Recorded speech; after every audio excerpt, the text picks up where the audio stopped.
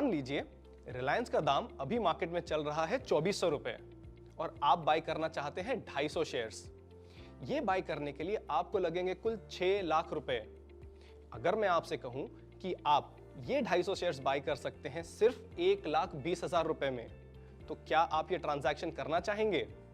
जी हां, ये पॉसिबल है फ्यूचर्स से। Welcome to the world of futures.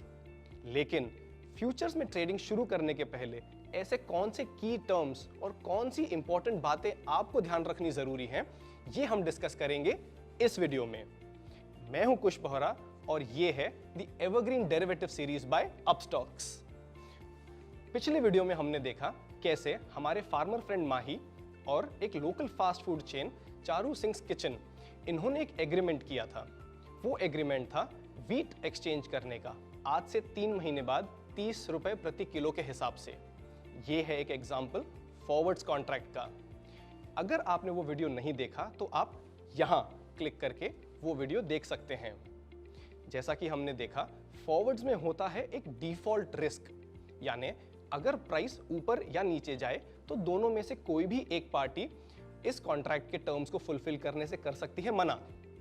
अगर प्राइस बढ़कर हो जाए 30 से 40 तो फार्मर कंपनी को बेचने की बजाय सीधे ओपन मार्केट में बेचेंगे, और अगर प्राइस गिर के हो जाए 20 तो the local company can buy from the open market. इस रिस्क को अवॉइड किया जा सकता है फ्यूचर्स में ट्रेड करके।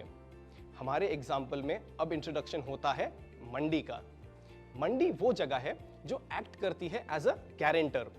अगर दोनों में से कोई भी एक पार्टी अपने टर्म्स को फुलफिल करने से मना कर दे तो मंडी इंश्योर करेगी कि सामने वाली पार्टी को लॉस ना हो। मंडी ये करती है मार्जिन के द्वारा इंश्योर। मंडी लेती है मार्जिन फार्मर और फास्ट फूड कंपनी दोनों से। मंडी के आने से कुछ और फायदे भी होते हैं। मंडी कर देती है कॉन्ट्रैक्ट स्टैंडर्डाइज्ड, यानी कि quality, quantity and duration of the contract हो जाता है स्टैंडर्डाइज्ड। इसके आने से बहुत सारे और फार्मर्स और बहुत सारे और लोकल फास्ट फूड कंपनियां मार्केट में आकर कर सकती हैं ट्रेड और ट्रांजैक्ट। इससे मार्केट हो जाता है बड़ा और लिक्विडिटी हो जाती है इंप्रूव। चलिए अब देखते हैं फ्यूचर्स और फॉरवर्ड्स में क्या डिफरेंसेस होते हैं। पहला है नेचर ऑफ द ट्रांजैक्शन, यानी फ्यूचर्स होते हैं ट्रेड एक्सचेंजेस पर और फॉरवर्ड्स कोई भी दो पार्टियां आपस में एग्री करके एंटर कर सकती हैं एक एग्रीमेंट में। यह होता है एक ओवर द काउंटर एग्रीमेंट। दूसरा है कॉन्ट्रैक्ट टर्म्स। जैसा कि हमने देखा, मंडी के आने से फ्यूचर्स हो जाता है स्टैंडर्डाइज्ड, यानी quality, quantity and duration to expiry होता है फिक्स्ड। फॉरवर्ड्स में ऐसी कोई स्टैंडर्डाइजेशन नहीं होती। तीसरा है मार्जिन। फ्यूचर्स में ट्रेड करने के लिए आपको चाहिए मार्जिन, और ये मार्जिन बायर और सेलर दोनों को रखना पड़ता है। फॉरवर्ड्स में ऐसी कोई रिक्वायरमेंट नहीं होती मार्जिन रखने की। और लास्ट है सेटलमेंट। अगर आप फ्यूचर्स में ट्रेड कर रहे हैं तो ये हो सकते हैं कैश सेटल्ड, यानी आपके प्रॉफिट एंड लॉस को कैश से सेटल कर दिया जाए, या physically settled through the exchange of shares and commodity. और फॉरवर्ड्स ज्यादातर होते हैं फिजिकली सेटल्ड, उनमें कमोडिटीज एक्सचेंज होती हैं। जो रोल मंडी ने अदा किया हमारे इस एग्जाम्पल पर, वो रियल लाइफ में अदा करते हैं एक्सचेंजेस, यानी कि नेशनल स्टॉक एक्सचेंज और बॉम्बे स्टॉक एक्सचेंज।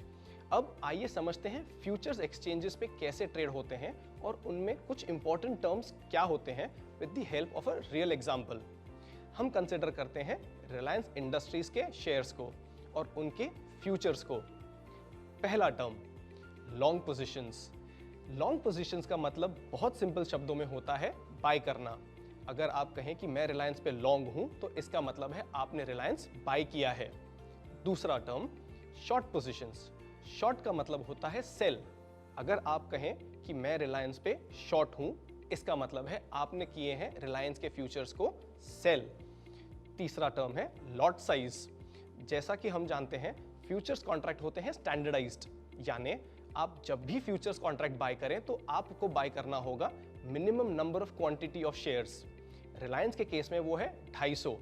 जब भी आप रिलायंस का फ्यूचर बाय करें, आप बाय करेंगे मिनिमम 250 शेयर्स या उसके मल्टीपल्स, यानी 500, 750, 1000, ठीक इसी तरह। अब बात करेंगे एक्सपायरी की।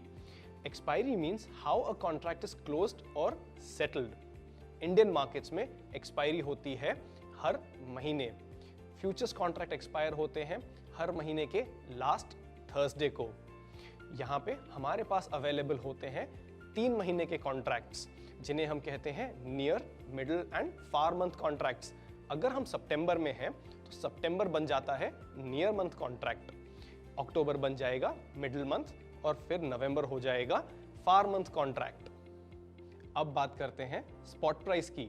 स्पॉट प्राइस वो प्राइस होता है जो कैश मार्केट में चल रहा है। फ्यूचर प्राइस वो प्राइस होता है जो फ्यूचर्स के कॉन्ट्रैक्ट का प्राइस होता है। अगर आप गौर से देखें तो आप समझेंगे कि फ्यूचर का प्राइस स्पॉट प्राइस से जरा सा ज्यादा है। ये होता है इंटरेस्ट जो हम पे कर रहे हैं एक 6 लाख रुपए की चीज 1,20,000 रुपए में बाय करने के लिए। इसे हम प्रीमियम भी कहते हैं। कभी कभी फ्यूचर का प्राइस स्पॉट से कम होता है और इसे हम कहते हैं डिस्काउंट। अब हम बात करेंगे मार्जिन्स की। जैसा कि हमने देखा, दोनों पार्टीज यानी बायर और सेलर को फ्यूचर्स ट्रेड करने के लिए मार्जिन रखना होता है जरूरी। मार्जिन्स के बारे में हम डिटेल में बात करेंगे हमारे आने वाले वीडियोस में। अगला टर्म है सेटलमेंट। इंडियन मार्केट्स में 2 तरीके के सेटलमेंट होते हैं, कैश एंड फिजिकल सेटलमेंट। पहला है कैश सेटलमेंट, यानी अगर आपकी पोजीशन प्रॉफिट या लॉस में हो तो उसे हम सेटल कर देंगे कैश एक्सचेंज करके। और दूसरा टर्म है फिजिकल सेटलमेंट। इसमें एक्सचेंज होते हैं शेयर्स। पर ध्यान रहे, physical settlement is available only for shares and not index. तो क्या अब आप ये सारे टर्म्स समझ गए? अगर नहीं तो इस वीडियो को फिर से प्ले करिए, और अगर आपके कोई भी क्वेश्चंस और कमेंट्स हों तो उन्हें टाइप करिए कमेंट सेक्शन में। फ्यूचर्स और शेयर्स में क्या फर्क होता है? क्यों लोग फ्यूचर्स में ट्रेड करना प्रेफर करते हैं? कैसे लोग फ्यूचर्स में ट्रेड करके प्रॉफिट या लॉस बनाते हैं? इन सारे क्वेश्चंस का जवाब हम देंगे अगले वीडियो में। तो इस चैनल को सब्सक्राइब करिए और इस बेल आइकन को हिट करिए ताकि आपको मिलते रहें हमारे सारे अपडेट्स। मैं हूं कुश बोहरा और ये है the evergreen derivative series by Upstox. अच्छी लर्निंग का सीक्रेट है रेपिटेशन। तो अगर कोई भी टॉपिक या कॉन्सेप्ट आपको नहीं समझ में आया तो इस वीडियो को दोबारा प्ले कीजिए, तब तक जब आप उस कॉन्सेप्ट को ठीक तरह से समझ न जाएं।